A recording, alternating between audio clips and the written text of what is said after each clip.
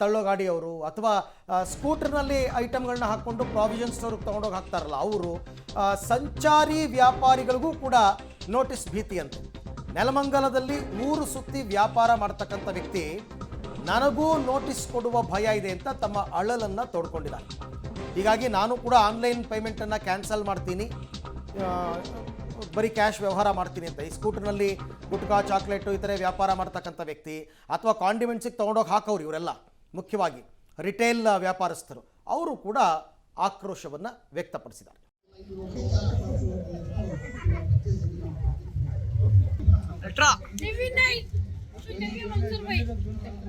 ಕೂಲಿ ಮಾಡ್ತೀವಿ ಅಪ್ಪ, ಈ ಕಲ್ತಕ್ಕೆ ಕಲಿಯಿಲ್ಲ, ಒಳಗೆ ಕೂಲಿ ಮಾಡ್ತಿದ್ವಿ, ಹೊಟ್ಟೆ ಬಾಡಿಗೆ ಮಾಡಿದ್ರೆ ನಾವು ಕೆಲ್ಸ ಗೊತ್ತಿದ್ದಾರೆ. ಪೇಪರ್ ಇದೆ ಸರ್, ಪೇಪರ್ ಆಯ್ತು, ಕೆಲಸ ವ್ಯಾಪಾರ ಮಾಡ್ತೀನಿ, ಫೋನ್ ಪೇ ಮಾಡಿದ್ವಿ, ಅವ್ರಿಗೆ ಬಂದು ಕಷ್ಟ ಕೊಡ್ತಾರೆ, ನೀವು ತೆಗೀರಿ ಅಂತ ಹೇಳ್ತಾರೆ ಸರ್. ರೈಟ್ ಆಗ್ತದೆ ಸರ್ ತಂಗಿ ಸರ್, ಮಾಡಲೇಬೇಕಲ್ಲ, ಬಾಕಿ ಬಂದು ತಗೊಂಡ್ಬಿಟ್ಟಾರೆ ಫೋನ್ ಪೇ ಮಾಡಿ ಮಾಡ್ತೀವಿ ಅಂತಾರೆ. ಏನ್ ಮಾಡ್ಬೇಕಾದ್ರೆ ಒಬ್ಬ ಸರಿ ಕಾಸು ಇರಲ್ಲ, ಒಬ್ಬ ಸರಿ ಕಾಸು ಇಲ್ಲ, ಫೋನ್ ಪೇ ಮಾಡಿಸ್ಕೋಬೇಕಲ್ಲ, ನಾವು ಮಾಡ್ಕೊತೀವಿ ಸರ್. ಅದೇ ಪ್ರಾಬ್ಲಮ್ ಇದೆ. ನಾನ್ ಮಾಡಿ ಅದೇ ಒಂದು ವರ್ಷ ಆಯ್ತು ಸರ್.